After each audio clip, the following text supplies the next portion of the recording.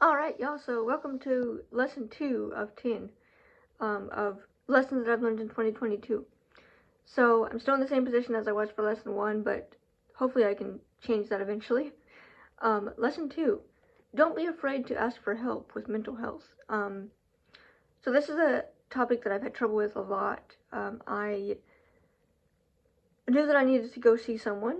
I was really struggling at the beginning of this year in January, and so I called like a therapy place, and I was like, hi, I'm curious, what kind of services do you guys provide? Because all I knew about this place is they did a lot of like addiction and like alcohol, drug addiction, that kind of thing. I didn't really know what else they did, so I was like very awkward. I was uncomfortable. I didn't want to call him, but I was like, I need some help. I'm not doing well mentally. I was around a lot of people like over the holidays, and I was like really stressed out. I was crying a lot for no reason, except there was a reason, I just didn't know how to name it. And just I was not coping well with life, and so I called them and I asked them what they had, and they said, oh, we have this, this, this, and this, and I was like, okay, cool. How does someone sign up for one of those things? And they were like, oh, well, you have to go and talk to so and so, and then you get evaluated, and it's like a whole thing. So I called this place. They put me on like a list, and then like this person from another place called me and goes, hey, I'm so and so from blah blah blah. Here's the we're here to like evaluate you, so we need to kind of know some basic information about you, and just kind of see if you would be a good fit for our place, like our therapy place. And so I filled out the information like over the phone. They talked me through it, and then they mailed me the paperwork. That was a whole battle. They gave me, like, literally I talked to them about like for an hour about accommodations, and they were like, oh yeah, we can just email it. Oh wait, no, we can't. I'm sorry, we can't email it because of HIPAA, which I didn't really get because there was nothing in there that was about me. It was all blank, so like I was gonna be the one to fill it out, but whatever. So I got the paperwork in the mail, and then I scanned it with my scanner from my computer. I have the Kurzweil 10,000, whatever it's called. It's a scanner that takes printed pages, scans them into a Word document on your computer, and then you can save it however you feel.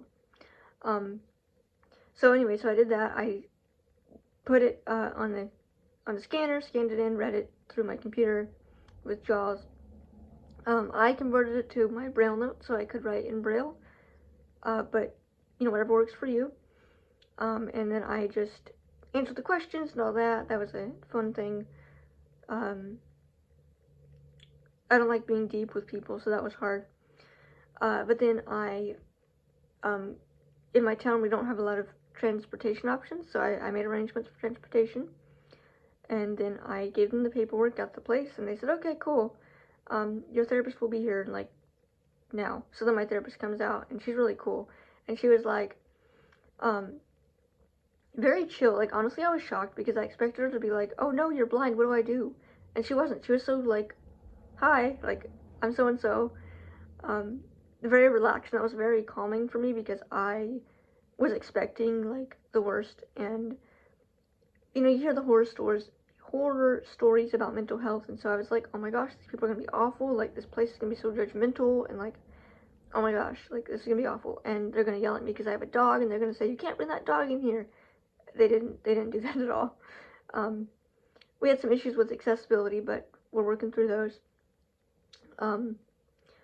With their medical record,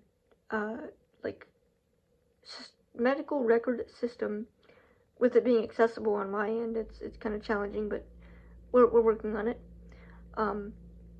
But so I get there, my therapist is really cool. She's chill, and like, she was like, hey, look, so we couldn't really read your documents because the formatting was weird, because the scanner does reformat things, because I guess it was like a table, and so it turned into a list, and I don't know. So we went over everything, and we did it through verbal, like I told her my answers, and it was awkward, but it worked. And you know, that's one of the big things, like, we hear all the stories about how people who, they struggle with their mental health, and then they ask for help, and they do fine, and, then you hear the people that don't ask for help, and they're not fine, and they're struggling with insert medical diagnosis, or they're just struggling with life, and they end up, you know, giving up on life, and that's not a good place to be. It's hard being in that place. So don't disqualify mental health help. It is valid, it is important, just as important, if not more important, than your physical health, because, I mean, literally, like, okay, if you're physically fine, but you're mentally, like, not, you lose out on life. You can't be around people, or maybe you can't motivate yourself to get up and do anything with your life, so you're just, like, sitting there all day, and you're, like, your muscles start to atrophy because, you know, you don't really do much, you're just kind of there, you know. So mentally, you have to have the willpower to do things and do life, and so if you don't, at least try mental health. Don't just assume that it's not for you, because it does take the right kind of person to help you, and luckily for me, I found the right person for now, but if I go to a new place, then I have to find a new one. But it's still an option, it's still available, and don't be afraid to ask for it, because it's there. I mean, if there was no reason for there to be a mental health place, they wouldn't exist. And even if it's something crazy, like you don't think people will take you seriously about it, like, go ask for help. It's perfectly fine, it's cool. I mean, like, I literally thought that I was going crazy. Like, I was like, oh my gosh, I've got all these feelings and, like, all these thoughts in my head, and, you know, the people are so judgmental in the world. You know, this therapist is gonna, like, be like, what's wrong with you? Why are you thinking that way? Or, why are you being, like, having these thoughts and having these ideas, and, like, what's wrong with you? But she wasn't. She was like, okay, like, let's talk about this. Why do you have that? Why do you think that? She actually made me argue with myself, which was actually very helpful. Like she would be like that voice in my head that argues, you know. It's like, well, you're wrong about that. Well, no, I'm not. Yeah, you are. You're wrong. Tell me why. Okay. So, like, you have to, like, validate your points. So that was very nice for me. That helped a lot. I'm not 100% there. But today's a good day. I have my rough days, you know, but today's a good day, mentally for me. But, yeah, I mean, I just definitely want to emphasize, don't be afraid to ask for help when you need it, and even if you think you don't need it, it's still worth a shot to go and see what's going on. Just have someone to talk to as well. It's hard, you know, life's hard, and they don't have a book that says, here, do this, and you'll be fine. Like, no, it's just, life is complicated and difficult, and there's no, manual for how to do life correctly, you know. So, like, if you do something that's different than all your family, and they're like, oh, you're wrong, technically, no, you're not wrong. It's just, it's you, it's your life, your choices, your dreams. So, you know, if you struggle with your mental health, you're in a bad day, or bad week, or bad year / life / whatever you choose, definitely try to go get some help and see what happens, because, I mean, if you're questioning, giving up on life, that's probably a sign that you're struggling with something mentally, and there's nothing wrong with that. There's no shame in that. Actually, it's great if you admit it, because otherwise people think that you're fine and you're not, and it gets worse and worse. So yeah, even if it's uncomfortable and awkward, because it will be, it's like, oh, I gotta go in this place, definitely try to be like, I'm here for mental health, and I'm gonna actually care about it, because you're valuing your life, you know. So yeah, so this lesson, basically, number 2, don't be afraid to ask for help. It doesn't make you weak, it doesn't make you a coward.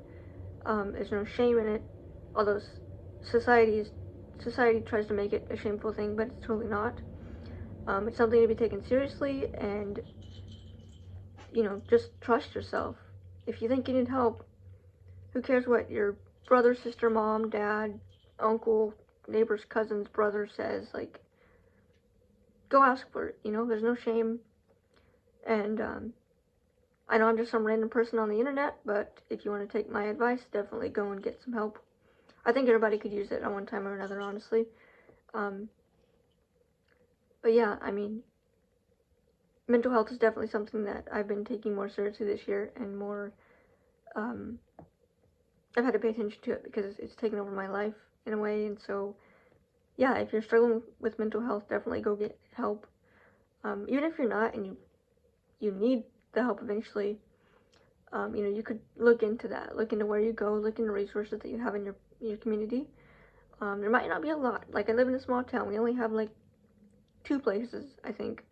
Um, so, you know, there might not be a lot of options, but nowadays there's online, there's text support, there's phone support, there's in person, depending on where you are, like groups, support groups, therapy groups. There's one-on-one, there's inpatient care, outpatient care. Like, there's all kinds of different levels. And you know, if your mental health